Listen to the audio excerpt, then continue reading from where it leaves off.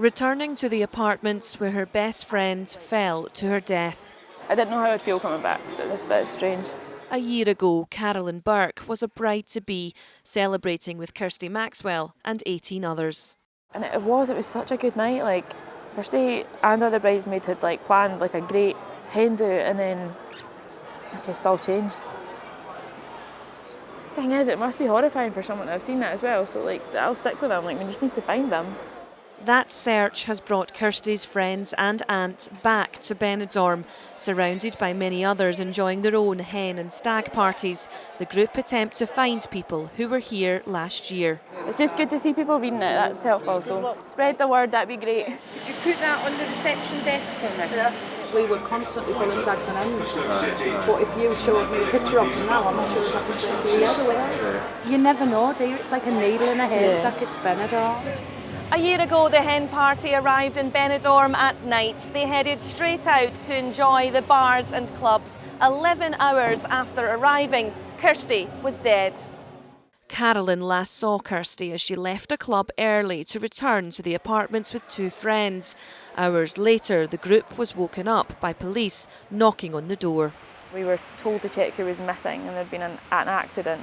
And one of my other friends left the room, went and looked over the balcony or the railing, and came back and told me it was Kirsty.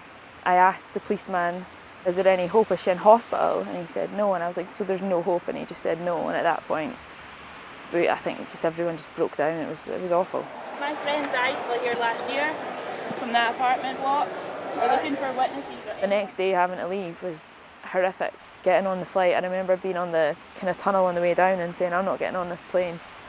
And my friends dragging me on the flight. I would never have left her on a night out alone, let alone thinking you're going to come away together for a fun time and come home without someone. You just never think that's going to happen. The girls sharing Kirsty's apartment were asleep when she left their room. It's not known why she went to the 10th floor. The room she fell from was occupied by 5 men from Nottingham who all deny any wrongdoing. I think the one thing that all of us and everybody at home and everybody that knows Kirsty is 110% sure of is that we know exactly why she wasn't in that room. She didn't go into that room willingly. There was only one reason why she felt the need to leave that room. And it's just, sorry. The investigation remains open while a judge awaits the results of new DNA tests.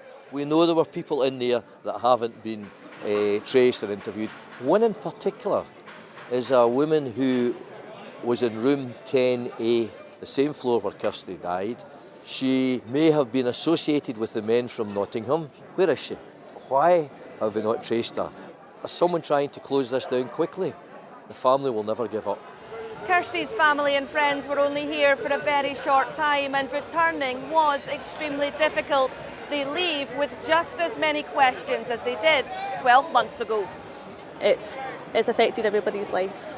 We just need to remember that she is always here with us. She was my best friend. Yes. It was my hen do, she was my bridesmaid. She was the best person in the world. Oh my God. Oh, God bless. So there's a lot of reason for being back. Sharon Frew, STV News, Benidorm.